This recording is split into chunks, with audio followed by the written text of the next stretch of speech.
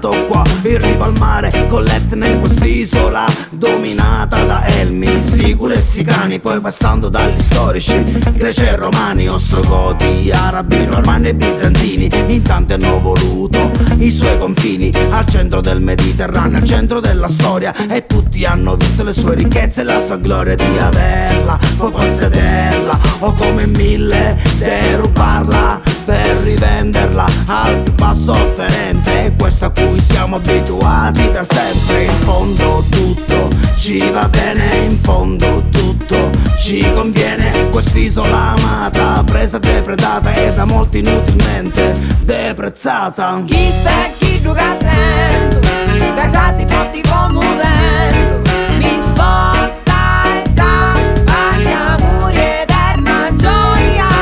Chi sta e chi gioca sento, che già si fotti come un vento, mi sposta e dà pace, amore, eterna gioia.